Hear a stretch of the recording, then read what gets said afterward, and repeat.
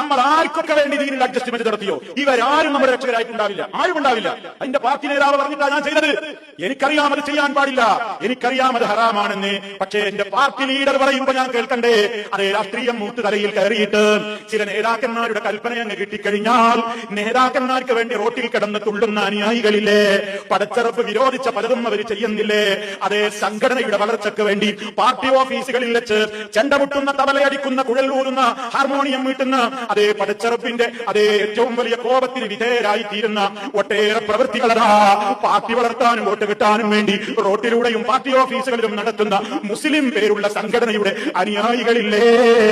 ഈ നേതാക്കന്മാർ നാളെ മഹ്ശറിൽ എത്തുമ്പോ നിങ്ങൾ പറഞ്ഞിട്ടാ ഞങ്ങൾ ഡാൻസ് ആടിയത്, നിങ്ങൾ പറഞ്ഞിട്ടാ ഞങ്ങൾ സ്റ്റേജിൽ കയറി പാടിയതെന്ന് പെണ്ണെ നീ പറഞ്ഞാൽ, അതേ നിങ്ങളുടെ പാർട്ടിയുടെ വളർച്ചയ്ക്ക് വേണ്ടിയാണ് ഞങ്ങൾ കൊടിയെടുത്തിട്ട് അതേ ചെണ്ടയും ബാൻഡും കുഴലൂത്തുമായിക്കൊണ്ട് ഞങ്ങൾ അങ്ങാടിയിലൂടെ പട്ടണം ചുറ്റി പ്രദർശനം നടത്തിയതെന്ന് പറഞ്ഞാൽ ഒരു നേതാവും രക്ഷപ്പെടുത്താൻ വരില്ല.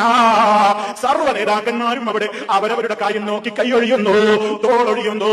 ബാധ്യത വിട്ടൊഴിയുമ്പോൾ അവനവന്റെ കാര്യം എന്ത് ചെയ്യും? ഇത് ചിന്തിക്കാനാണല്ലോ പറയുന്നത്, ഇത് ചിന്തിക്കാനാ. എത്ര മനുഷ്യന്മാരോട് എത്ര പറഞ്ഞാലും പിന്നെയും കാണാം രാഷ്ട്രീയത്തിന്റെ പേരിൽ അവർ ഹറാമ് ചെയ്യുന്നു. അവർക്കറിയാനിട്ടല്ല ഇതൊക്കെ ഹറാമാണെന്ന്. പക്ഷേ പാർട്ടി നേതാവ് പറഞ്ഞില്ലേ, നേതാവ് പറഞ്ഞാ പിന്നെ ചെയ്യാനൊക്കുമോ? അതേ രാഷ്ട്രീയം എന്ന കുളിമുറിയിൽ ഇത്തിരിയൊക്കെ തുണി ഉരിയാറ് നടക്കൂലെന്ന് പറഞ്ഞിട്ട് അതേ നേതാക്കന്മാർക്ക് ഒപ്പിച്ചുകൊണ്ട് ദീന് വിൽക്കുന്നു. അതേ സംഘടനയുടെ ആളുകൾക്ക് വേണ്ടി സത്യം മനസ്സിലായാലും എന്റെ സംഘടനയിലെ ആളാണത് ചെയ്തത് എന്നതുകൊണ്ട് ന്യായീകരിക്കാൻ നോക്കുന്ന അനുയായികളില്ലേ, മഹ്ശറിൽ രക്ഷപ്പെടുമോ? ഒരു സംഘടനയുടെ നേതാവും, അത് മതസംഘടനയാണെങ്കിലും രാഷ്ട്രീയ സംഘടനയാണെങ്കിലും പ്രമാണങ്ങളുടെ പിൻബലമില്ലാതെ ആരെങ്കിലും വാക്ക് കേട്ടിട്ട് അതേ ഏതെങ്കിലും പ്രവൃത്തികളിലേക്ക് ഹറാമിൽ ചെന്ന് ചാടിയാൽ മഹ്ശറിൽ തുണയുണ്ടാവില്ല. അവിടെ വെച്ച് തർക്കിക്കുകയല്ലാതെ ആ തർക്കം നടത്തുമ്പോൾ പടച്ചറപ്പ് എന്ത് പറയും? ലാ തഖ്തസിമൂ ലദയ്യ, എന്റെ അടുക്കൽ തർക്കം വേണ്ട, നിങ്ങളൊക്കെ കണക്കാണ്, എല്ലാവർക്കും ശിക്ഷയുണ്ട്, എല്ലാവർക്കും ഇരട്ടിയുണ്ട്, ഇവിടെ വെച്ച് തർക്കം വേണ്ട.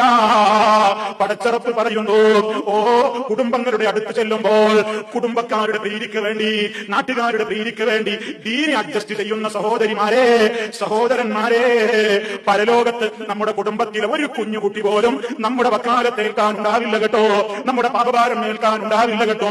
എന്റെ ഖബറിൽ ഞാൻ ഒറ്റക്കാണ്, എന്റെ നാഥന്റെ കോടതിയിൽ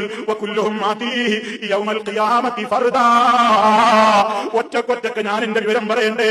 അവിടെ എന്നെ പ്രേരിപ്പിച്ച ഭർത്താവ് വരില്ലല്ലോ, ഭാര്യ വരില്ലല്ലോ, ഉപ്പയും ഉമ്മയും വരില്ലല്ലോ, അളിയാക്ക വരില്ലല്ലോ, ഇളയമ്മ വരില്ലല്ലോ, അമ്മായി വരില്ലല്ലോ, ഒരു പാർട്ടി നേതാവും വരില്ലല്ലോ.